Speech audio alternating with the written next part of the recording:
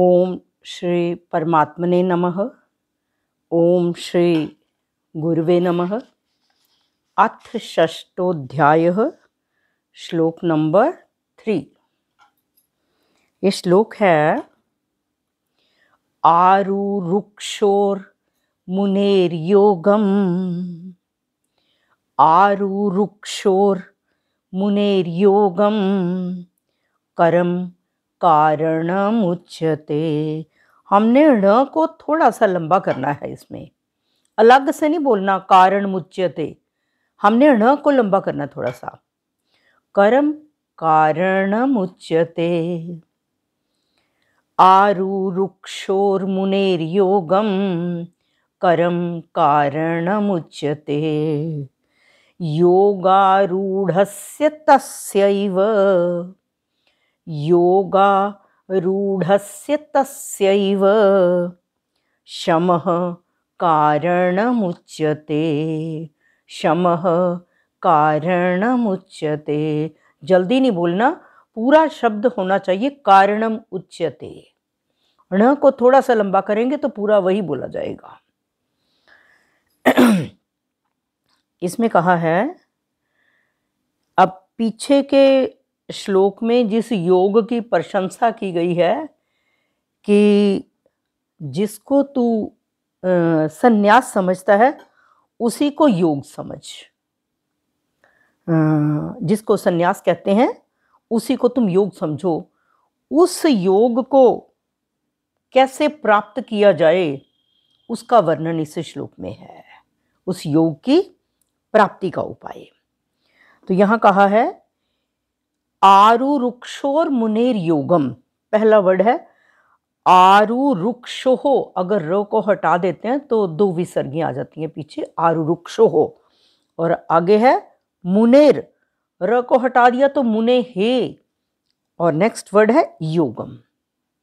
हम इसको बोलेंगे योगम आरुरुक्षोहो मुने हे। योगम, जो योग में अर्थात समत्व में, जो योग में आरूढ़ होना चाहता है, अभी हुआ नहीं, उसके प्रयत्न जारी हैं, जिसके जो योग में आरूढ़ होना चाहता है, ऐसे मननशील मुने, मननशील मनन करने वाला, ऐसे मननशील योगी के लिए कर्म कारणम उच्यते, कर्तव्य कर्म करना कारण कहा गया है। कि जो योग में आरूढ़ होना चाहता है, जो ये चीज अपनी चेक करना चाहता है कि मैं योग में आरूढ़ हो गया कि नहीं, वो पहले कर्म करेगा, कर्तव्य कर्म करेगा। और किस तरह से करेगा? निष्काम भाव से, एक्सपेक्टेशन को जीरो करके। ऐसे मननशील योगी के लिए कर्तव्य कर्म करना कारण कहा गया है। ये तो पहली लाइन है। दूसरी लाइन में कहा है योगारूढ़स्य, योगारूढ़ः प्लस अस्य, अस्य ऐसे मनुष्य का जो योग में आरूढ़ होना चाहता है, अस्य तस्यैव, तस्य प्लस एव, तस्य एव उसी, कौन? योगारूढ़स्य, जो योग में आरूढ़ होना चाहता है, शमः कारणम, जो योग में आरूढ़ हो गया है। पहले में तो प्रयत्न जारी है पहली लाइन में, दूसरी में जो योग में आरूढ़ हो गया है, ऐसे योग आरूढ़ मनुष्य का शमः कारणम उच्यते, शांति कारण कहा गया है।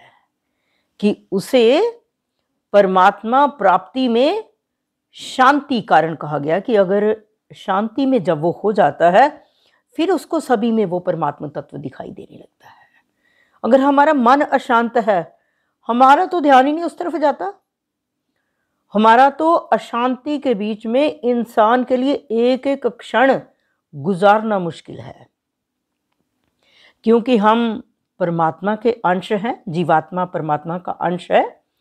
तो परमात्मा का स्वभाव है शांत, हमारा स्वभाव भी अगर शांत होगा तो 24 घंटे शांति में हम आनंद से रहेंगे।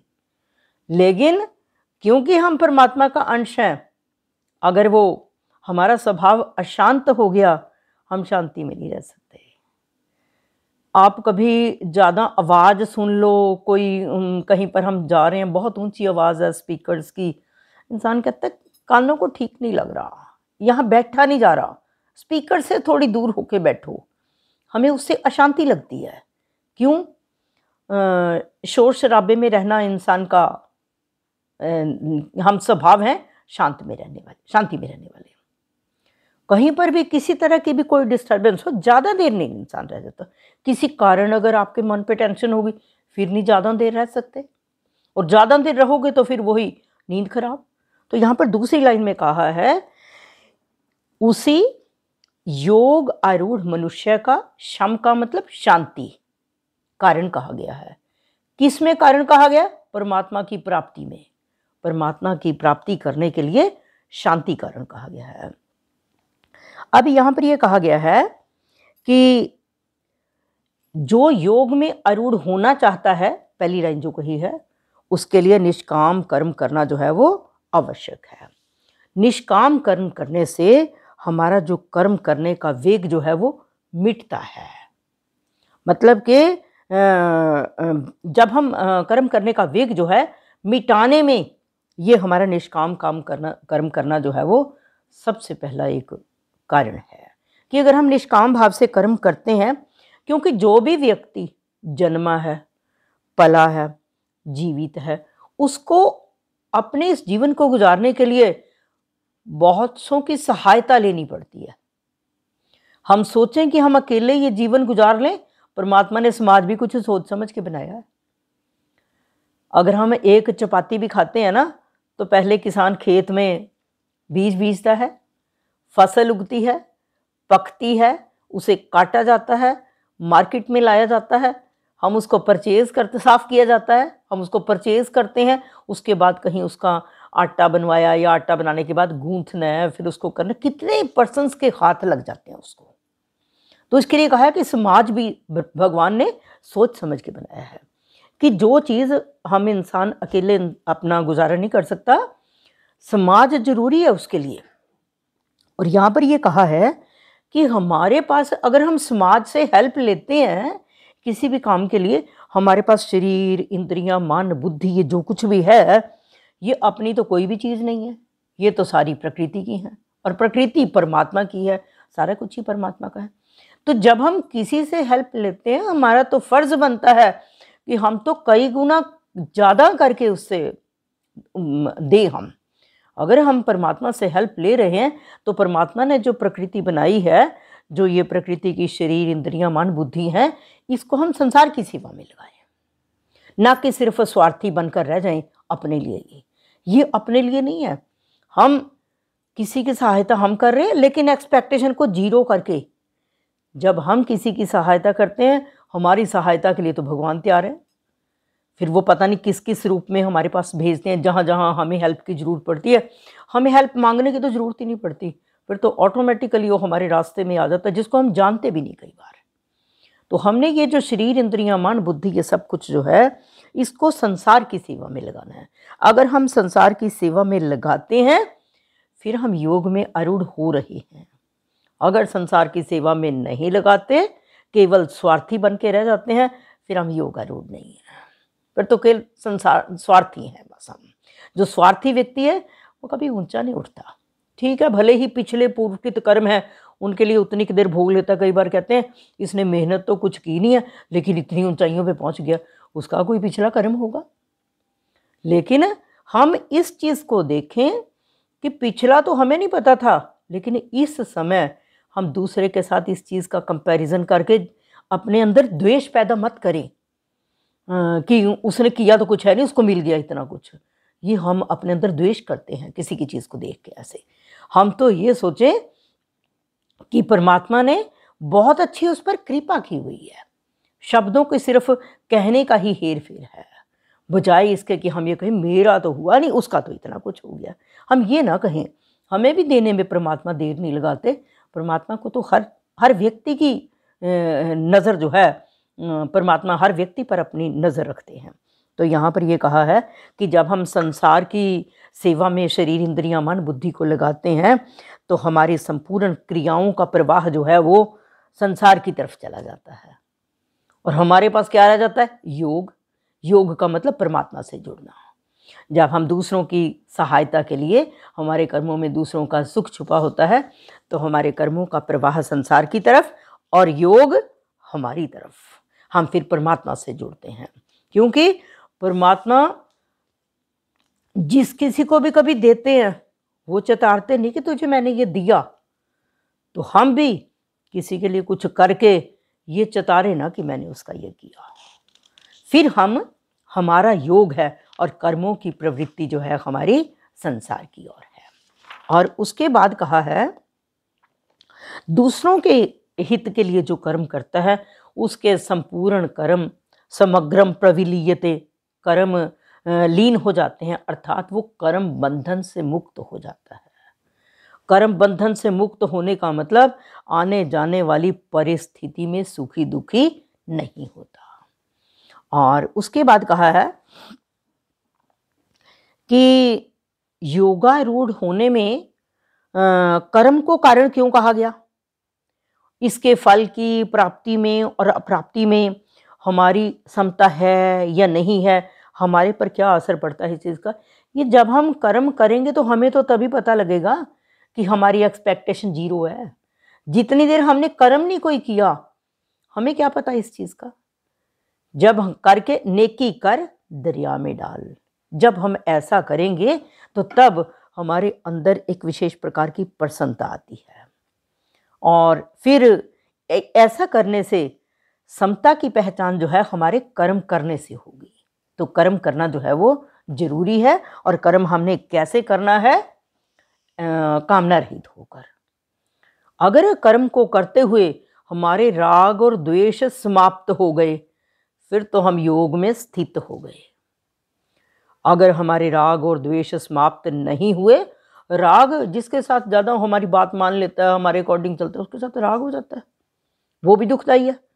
आज वो आया क्यों नहीं, मेरा काम नहीं चलेगा, ये भी दुखदाई है।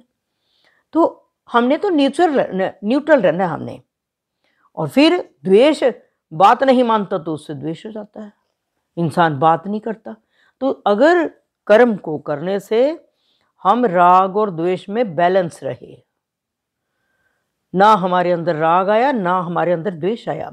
हम सब ये क्लास जो ज्वाइन करते हैं कल्याण के लिए, अपने उस परमात्मा की प्राप्ति के लिए, ना कि हम आपस में एक दूसरे के साथ कंपैरिजन करके द्वेष अपने अंदर उत्पन्न करें। हमने तो सिर्फ दूसरे से आगे बढ़ने के बारे में सीखना है कि परमात्मा ने उसे हर चीज़ में विशेषता परमात्मा की देखनी है कि उसमें इतनी विशेषता परमात्मा ने दी है, इतनी बुद्धि दी है कि बड़ी जल्दी से आगे बढ़ रहा है। हे परमात्मा, मुझे भी आगे बढ़ाओ। हम दूसरे को देख के जेलसी करने की बजाय हम आगे बढ़ने की सोचें। किसी को देख के हमारे अंदर ये प्रवृत्ति आए कि हमारे अंदर भी ऐसा ज्ञान जागृत हो। तो यहाँ पर ये कहा है कि अगर हमारे राग द्वेष समाप्त हो गए तो हम योग में आरूढ़ हो गए। अगर राग द्वेष वैसे के वैसे रहे, फिर हम योग में आरूढ़ नहीं हुए। और फिर आगे कहा है कि इंसान ने अपना संबंध जो है शरीर से बना रखा है, फिर इस शरीर में होने वाली क्रियाएं उसको अपनी लगती हैं। हम कहते हैं मैंने खा लिया, मैं सो रहा हूँ, मैं पहन रहा हूँ, मैं ये कर रहा हूँ। ये सारा जो कुछ है संबंध बनाया है, और किसके साथ? शरीर के साथ। और ये शरीर एक क्षण भी रहने वाला नहीं है। जब हम सिर्फ ये कहें कि हमारा तो सिर्फ ये जो हमें ये शरीर रूपी घर मिला है दूसरों को सुख देने के लिए मिला है, जिसने दूसरे को आनंदित किया स्वयं तो उसको आनंदित तो परमात्मा ने कर लेना है। परमात्मा स्वयं उसे आनंदित करेंगे, उसे तो सोचने की जरूरत ही नहीं पड़ती, उसने अपने अंदर कुछ विशेष लाने की जरूरत नहीं पड़ती, वो स्वयं ही आनंदित हो जाता है। परमात्मा आनंदित करते हैं उसे। और हम ये चाहें कि ये उस किसी जैसे शांति मिल जाती है, हम योग में स्थित हो गए, शांति मिल गई, लेकिन उस शांति का अगर हमारे अंदर अभिमान आ गया, मैं तो बड़ा शांत रहता हूँ, अब मेरे अंदर तो ये कुछ आ गया, ये भी अभिमान हो गया। ये हमने शांति का भोग किया, और अगर हमने शांति का भोग किया हम फिर वहीं रुक गए। अगर हमें शांति पर भी तृप्ति नहीं हुई, अभी और चाहना बाकी है, तो फिर हम और आगे बढ़ेंगे। जीवन के क्षेत्र में रुकना नहीं, कहीं चलते रहना। तो हमने अगर हमने राग का उपभोग किया फिर वहीं टिक गए, द्वेष का किया तो पता नहीं हो गया। तो हमने तो सिर्फ ये देखना है कि कुछ भी प्राप्त हो जाता है, हमने तो सिर्फ अपनी उस शरीर से होने वाली क्रियाओं को जारी रखना है। क्योंकि कई बार इंसान कहता है बस अब तो फ्री हो गए, कुछ करने की ज़रूरत नहीं है। लेकिन जितनी देर हम जॉब में थे उतने ही समय में कैसे मॉर्निंग का काम सारा हो जाता था, कैसे टिफ़िन भी पैक हो जाते थे और कैसे हम स्कूल जॉब भी कर आते थे।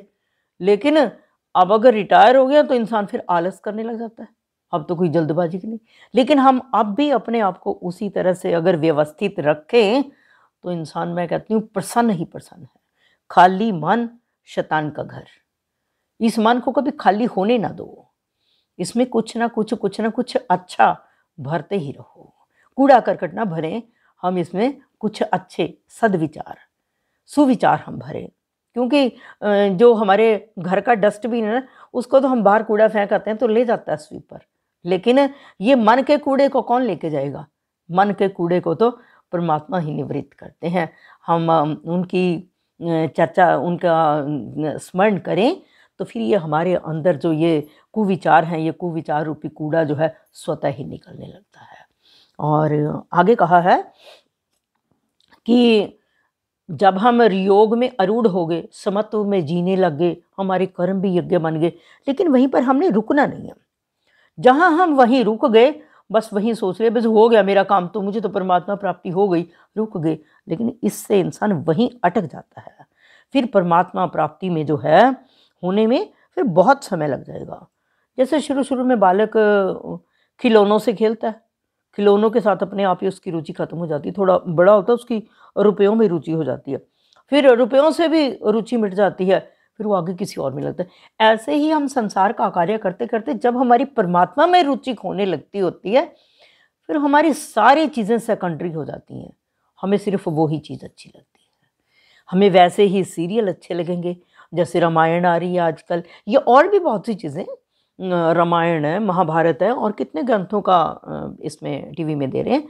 हमारा फिर दूसरे जो ये चलते हैं, जितने भी नाटक चलते हैं, हमारा उसमें ध्यान नहीं होता। क्यों?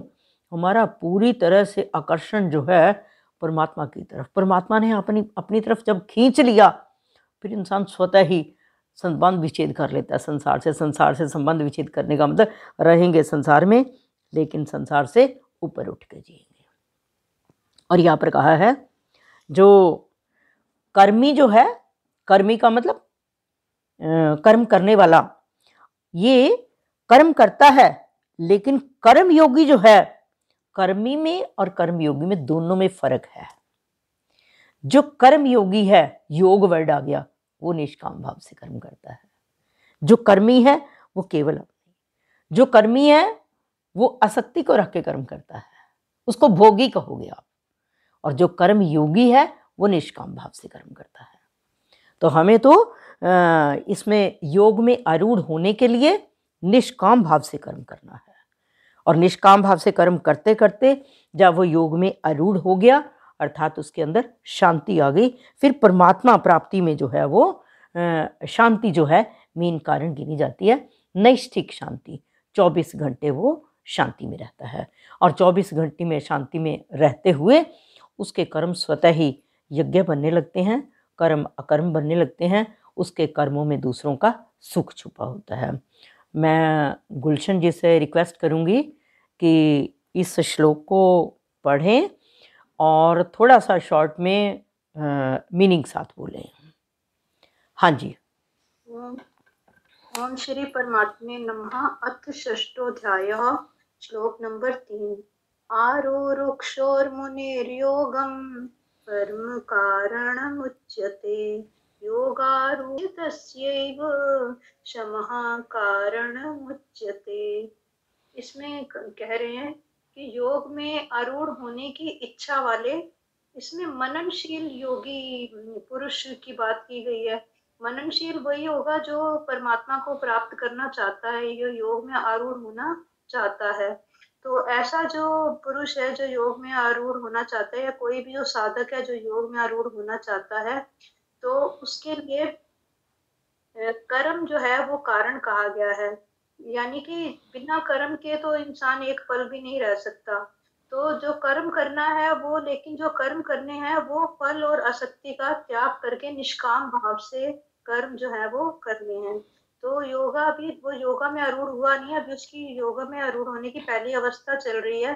तो उस योग में अवस्था, उस योग अवस्था के लिए उसको कारण, जो उसका कारण है वो कर्म करना उसे प्रधान बताया गया है।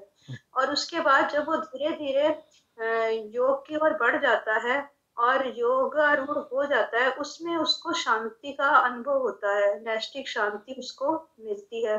तो उस समय जो उसका आरूढ़ हुए मुनि का जो योगारूढ़ होने का जो कारण है वो शांति है। अर्थात उसको जो शांत, वो हर समय शांति में रहता है और उसके जो कर्म है वो अकर्म बने ही हुए होते हैं।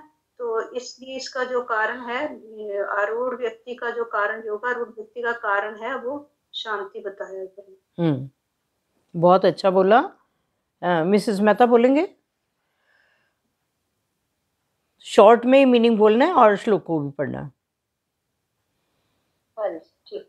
ओम श्री परमात्मे नमः। अथ षष्ठोऽध्यायः। श्री भगवान उवाच आरुरुक्षोर्मुनिर्योगं कर्म कारणम् उच्यते योगारूढस्य तस्यैव शमः कारणम् उच्यते। इसमें भगवान जो योग में आरूढ़ व्यक्ति हो गए हैं उनको, उनके बारे में कह रहे हैं कि योग में आरूढ़ होने की इच्छा वाला व्यक्ति जो है, मननशील, मुने मतलब मननशील व्यक्ति जो है, योग की प्राप्ति कर लेता है। उसको किस तरह से करता है? निष्काम कर्म करने से, निष्काम भाव से जो कर्म करता है उससे उसको ये आरूढ़ मतलब योग में आरूढ़ हो सकता है उस वजह से, उस तरह से। और योग में आरूढ़ होने पर उसे अपने सारे संकल्पों का अभाव करना पड़ता है। उसके सारे जब आरूढ़ हो जाता है योग में तो उसके सारे संकल्प अपने आप ही उस खत्म हो जाते हैं और ऐसे व्यक्ति को वो योग में आरूढ़ व्यक्ति कहा जाता है। काफी बहुत अच्छा। सिर्फ एक याद रखनी है कि जब योग में आरूढ़ जो होना चाहता है उसे निष्काम भाव से कर्म करना है, और जो योग में आरूढ़ हो गया उसे नैष्ठिक शांति है, मतलब कि परमात्मा की प्राप्ति में उसे नैष्ठिक शांति है। तो जब हम कर्म करेंगे तो हमें योग में आरूढ़ होना है तो हमें मननशील होना पड़ेगा, और जब हम योग में आरूढ़ हो जाएंगे तो हमें आत्मिक शांति अपने आप ही। हाँ, आत्मिक शांति। फिर हमारे कर्म संसार के लिए होंगे, योग अपने लिए। अपने लिए योग का मतलब हम परमात्मा से जुड़ गए। ठीक है, बहुत अच्छा एक्सप्लेन किया। हाँ जी, रीटा जी श्लोक को पढ़ दो और एक्सप्लेन कर दो, फिर बाकियों से मैं वैसे सुनूंगी। हाँ जी। ओम श्री परमात्मने नमः। आरुरुक्षोर्मुनेर्योगं कर्म कारणम् उच्यते योगारूढस्य तस्यैव शमः कारणम् उच्यते। इसमें भगवान जी कहते हैं कि जो योग में आरूढ़ होना चाहता है, यानी कि योग में भगवान के साथ जुड़ना चाहता है, ऐसे मननशील योगी के लिए कर्तव्यकरण करना उचित है। क्योंकि जब तक हम अपने कर्तव्य कर्म नहीं करेंगे हमें पता ही नहीं चलेगा कि हम योग में हैं या नहीं है, हमारी स्थिति वो होगी नहीं। तो योग में स्थित होने के लिए हमें निष्काम भाव से कर्म करने पड़ेंगे, तभी हमारे वो वेग जो हैं वो शांत होंगे। और जब वो उसी समय योगारूढ़ जो योग में, पहला कारण तो ये है कि उसे अपनी स्थिति देखनी है कि मैं योग में हूँ या नहीं। दूसरे में उसने जब वह योगी आरूढ़ हो जाता है तो उस समय जब वो निष्काम भाव से अपने कर्म करने लग जाता है सब कुछ, तो उसे एक शांति प्राप्त होती है, नैष्ठिक शांति, और वो परमात्मा की तरफ लेकर चली जाती है। यानी कि हमें हर समय अपने कर्म पे कंसंट्रेट करना है कि हम योग में हैं या नहीं, हमारी स्थिति वो वैसी है या नहीं है। बिल्कुल, बहुत अच्छा एक्सप्लेन किया। मैं अभी सुनती हूँ। सर्वे भवन्तु सुखिनः, सर्वे सन्तु निरामया, सर्वे भद्राणि पश्यन्तु मां कश्चिद् दुःख भाग् भवेत्, मां कश्चिद् दुःख भाग् भवेत्। गौ माता की परम कृपा से सुख समृद्धि का बसेरा, गौधन से दुख दरिद्र भागे, सब ग्रंथों का सार घनेरा। बोल गौ माता की जय। श्री कृष्ण अर्पणम अस्तु।